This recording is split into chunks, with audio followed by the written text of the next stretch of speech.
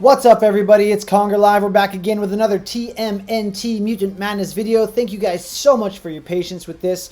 Today we are going to be taking a look at the new tier list for November. I know we're almost halfway through the month and I usually like to get this out sooner, but we definitely wanted to take a chance to consider all of the new equipment skills. I also had a little bit of a personal situation this week, so it took me a couple extra days to get this out just because of some IRL stuff.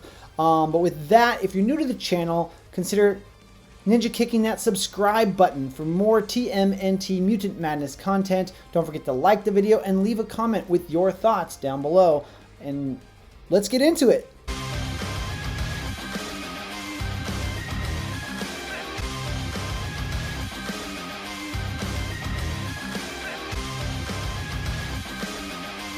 Okay, here we are, guys. We have the new tier list. It is updated. There are some big changes on the top end. Not a whole lot happening on the bottom end, but I want to go ahead and talk to you guys about all the different things that's going on here. And the first thing, of course, you notice is that the Daimyo tier, also known as the S tier, the top of the line, the cream of the crop, has been thinned out, and we have a really good explanation as to why we decided to do this. Previously, Shredder, Splinter, Metalhead, they were all up in the Daimyo tier, and we ended up moving them down into the Samurai tier with all the other Samurai heroes.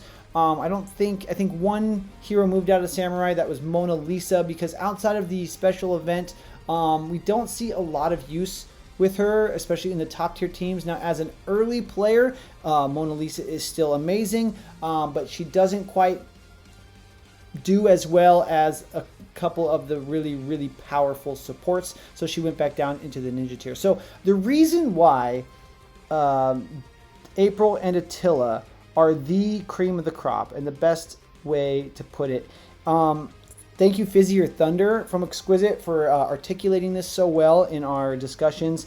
Attila does everything well. He is a DPS as a brawler and will fairly consistently outperform most other DPS options like Zorax or Shredder, Leonardo, etc. Right? In damage. And he also does huge defense buffs to enemies. As a support, he also gives will, haste, and defense to his allies.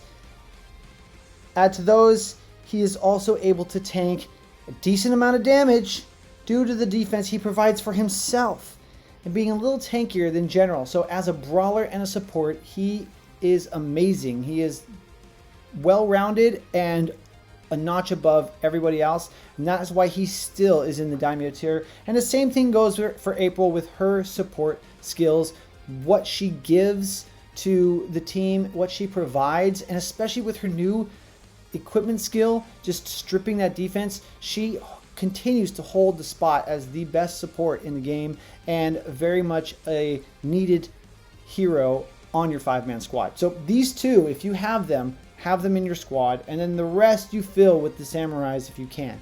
So you know, Leo, Donatello, Shredder, Metalhead. Now, Metalhead is one. Why isn't he an S? There's a lot of discussion back and forth between why Metalhead was moved down, and I kind of agree with Samurai. I put him in Daimyo before because of the people who argued and for him so strongly. But the thing about Metalhead, he's good. Obviously, he's very good, but he doesn't do much damage. And outside of his big stun, which does stun a lot of enemies for a decent amount of time, he does nothing to help his teammates. He does no buffs.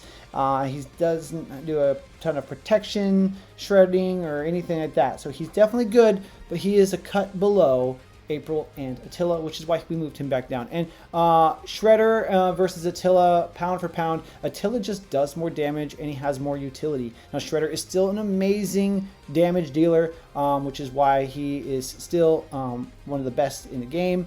Zorax is still amazing if you have him. His equipment skill is decent. So you know, these tunes here, and I'm willing to say, you know, of the samurais, Irma and Krang, with their new equipment skills, they are really doing wonders, especially with the whole potential meta shift into blaster damage.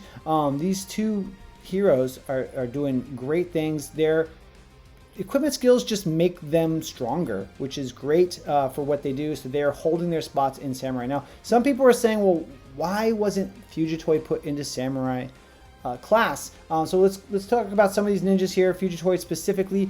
Even though Fugitoid does a lot as a support, he's just not as good as those other supports like Donatello, like Splinter, like Attila and April. And so he's kind of squishy, and you really need his fill. His purpose is niche. You need to have those other blasters on the team for him to really be more viable. And since Attila is not a blaster, and even though April's a blaster, she doesn't have a lot of damage output because her main role is support.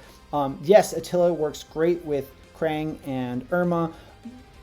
Did I say Attila? I meant Fugitoid. It works great with Krang and Irma and even Dreg, but just not quite to that Samurai tier. So a little disappointing about him, especially because everybody went so crazy about his event. His kit reads really well, but he's fairly squishy. Obviously, he does stay in the back, but not quite top tier. So middle of the road, still a great tune. We moved Tempestra up from Ronin to Ninja. I wanted to highlight this because Tempestra's equipment skill is absolute bonkers. She does a decent amount of blaster damage, so if you have Fugitoid, you want to pair her with him. That works really, really well, especially if you're in kind of the lower area or not like climbing way, way high in Channel 6 or PvP. We want to do some more testing with that. But I wanted to mention that if you have Tempestra, she is a great blaster character. Definitely use her. For new players, if we focus back over here on the Samurai and Daimyo tiers, you get a 4-star Krang as a beginning player. I would definitely recommend putting resources in him, having him be your first 4-star. On my alt account, he is one of my first 4 stars, and he's basically carried me through the campaign. He's carried me pretty high in Channel 6, so definitely a good investment early on. And especially with how his equipment skill has made him just do more damage and have more survivability. Definitely worth investing in Krang. Now when it comes to your 3-star drive, you get given a Slash. Slash is down in the Ronin. I personally would gamble because there are a lot more other heroes above Slash that if you gamble that 3-star, I would much rather use Mondo or Taka or even Rocksteady over Slash. Anthrax, Casey, etc. All of them. Anybody in the Ninja I would rather use over Slash. So you can just let that sit in your box until you have enough blue bits that you're like, I just don't want to see this in my box. Open it for the dimension levels or for whatever, or because you don't have them yet and you want to have them in your box, something like that.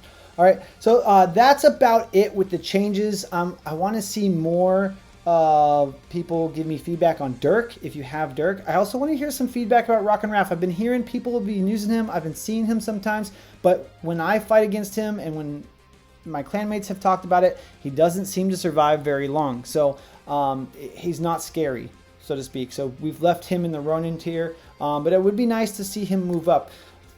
The only other thing I'd like to also comment on, I'm going to be putting out a top 10 best equipment skills, and this is going to be independent of the character's placement on their tier list. This is just about how good the skill is in general. I'm really interested in hearing about some testing with Rat King and Technodon. So if anybody has some info on that or has checked that out, because their equipment skills really complement those summons, and since those are the only 2 heroes that summon right now, I'd love to hear how that's working for anybody. Of course, if those equipment skills were out before the anniversary event, people would have been scoring over 1 million, I'm sure, but we'll see. So that's about it. Thank you guys so much for watching, listening to me rant, giving you some hopefully good info, feedback about these characters. If you have questions, comments, leave that down below. Join the Exquisite Discord. We have place for everybody, even if you're not in our clans. And if you feel like you need to find a clan, go ahead and go to our applications to the clan section, and if we have some spots, we will definitely give you a shot if you seem to be in the right place. That's about it. Thanks again. Don't forget to ninja kick that like button and subscribe for more TMNT Mutant Madness content. We just want to game smarter here, and we'll see you in the next video.